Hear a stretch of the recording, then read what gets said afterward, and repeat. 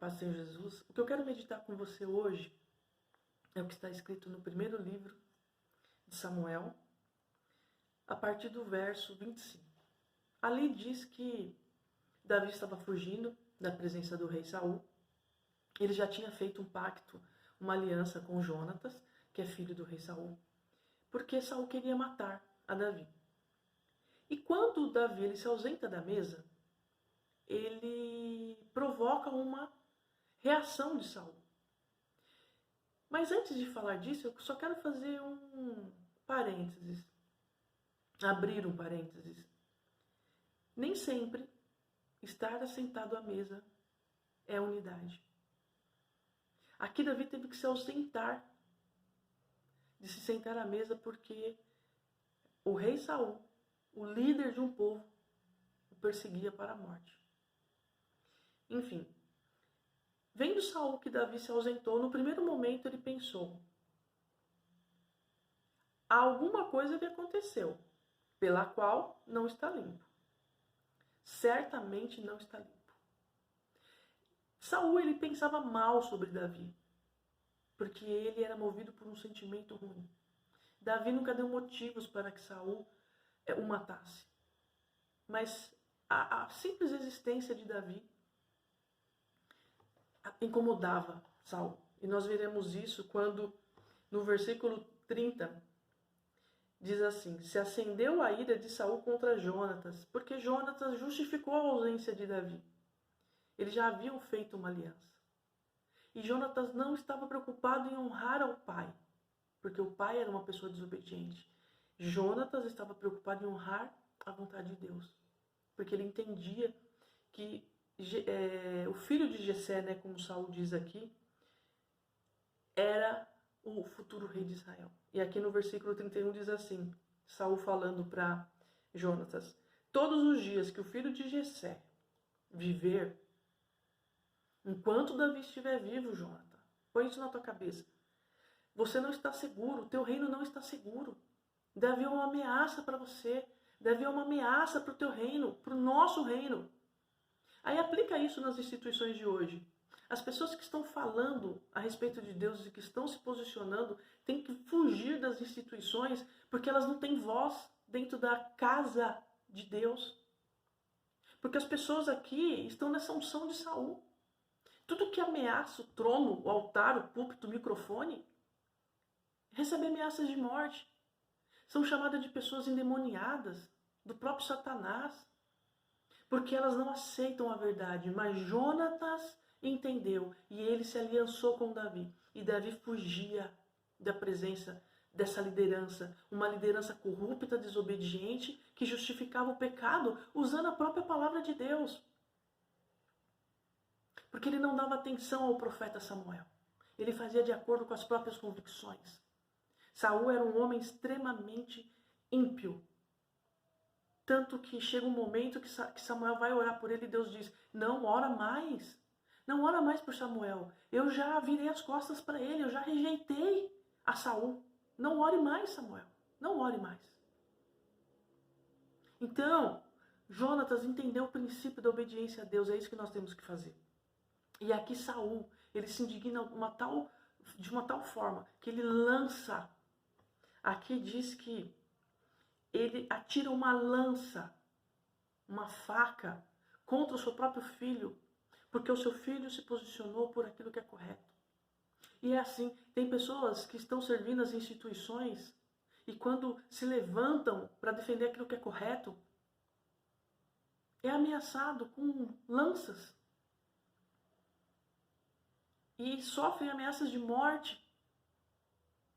Por quê? Porque os líderes não querem esse confronto. Eles preferem viver dentro dessas casinhas, dessas caixinhas, desse comodismo religioso, onde eles podem continuar explorando a fé das pessoas. E aqui, Davi fugia. E Deus levanta Jonatas, o filho do próprio rei. E essas lideranças estão gerando filhos. Mas para você que é um filho, que entendeu a palavra de Deus, a vontade de Deus, faça alianças com pessoas que têm o coração disposto a servir a essa grande obra de Jesus Cristo. E não com a sua instituição. Porque Deus vai cobrar de você. A não observância pela Escritura. E aqui fala que Jonatas, ele é tomado por um sentimento de ira, porque ele não se conforma com aquela postura, daquela liderança do seu pai. E ele questiona, mas que mal te fez, Davi? E quando ele pergunta isso, sabe o que Saul faz? Atira contra ele uma lança, para o ferir. Está escrito aqui na palavra. E Jonatas se levanta da mesa, porque realmente a mesa às vezes a mesa às vezes não representa um lugar de unidade. Às vezes a gente participa do corpo de Cristo, né? Se senta à mesa ali naquela instituição e não existe uma unidade. Porque as pessoas não querem o evangelho de Cristo. As pessoas querem satisfazer as suas próprias necessidades. E Jonatas, então, ele sai da mesa humilhado pelo próprio pai. E se você tomar uma postura contra a sua liderança, certamente você sairá humilhado por aqueles que geraram vida. Porque a palavra diz que muitos pastores estão gerando filhos estranhos. Estranhos a quê? Estranhos à palavra. Fora da imagem e semelhança de Cristo. Porque tudo que a gente prega em desacordo com a palavra é anátema. E tem gente usando a palavra de Deus para legitimar o seu ministério. Um ministério que não foi Deus que deu. Mas que está prosperando e que vai cair. Porque Deus está no controle. Deus ainda é o dono de todas as coisas. E aqui diz que Jonatas então saiu e ele foi cumprir aquilo que ele tinha no coração já determinado com Davi. E ele cumpriu a aliança. Faça aliança com pessoas que estão dispostas a pagarem o preço junto com você.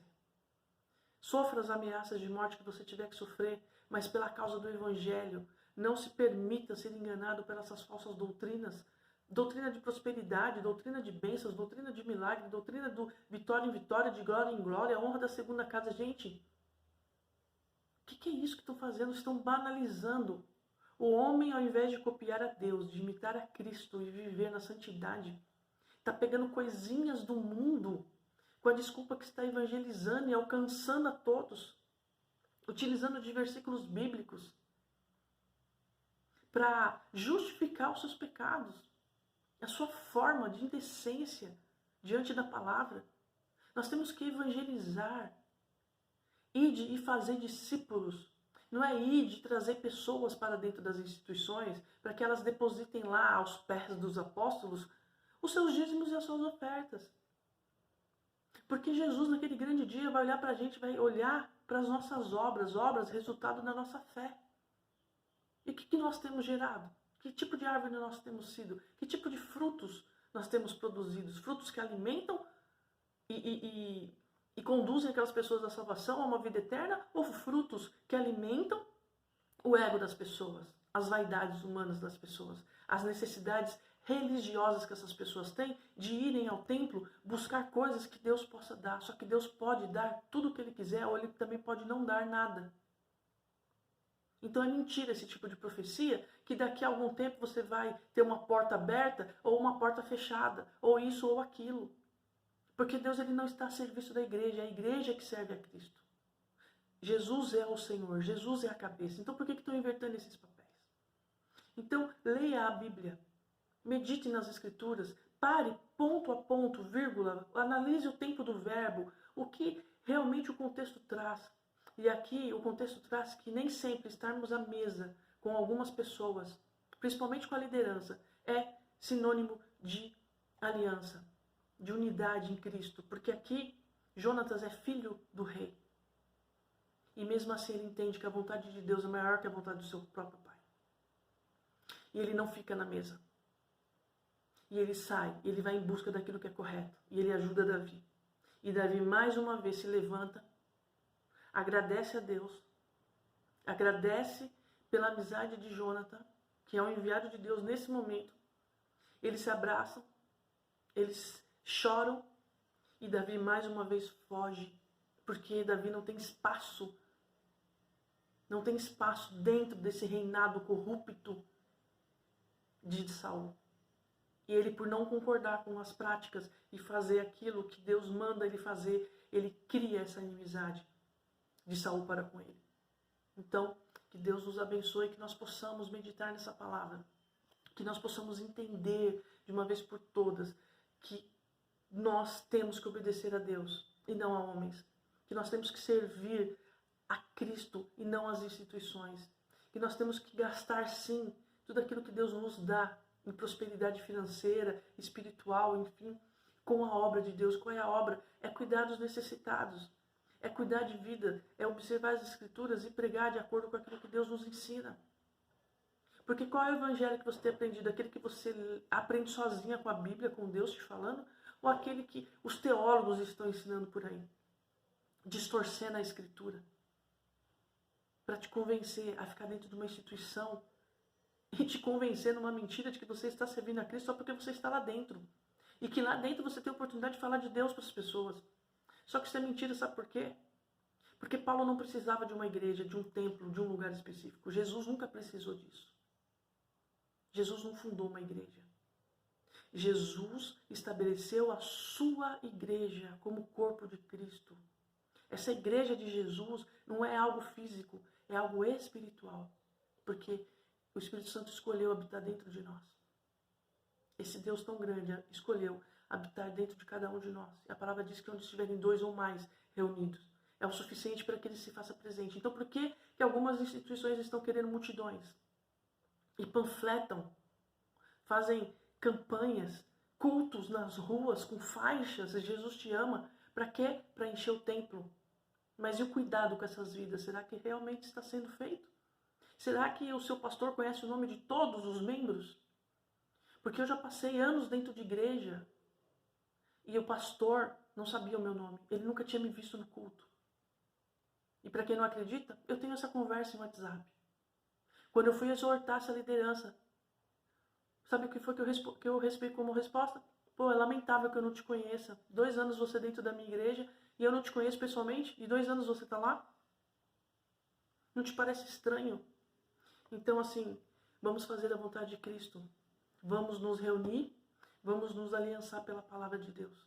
Porque eis que os dias vêm, assim diz o Senhor, e Ele cobrará de nós tudo aquilo que nós temos responsabilidade de saber e estamos negligenciando porque estamos dando ouvido a homens e não a Deus.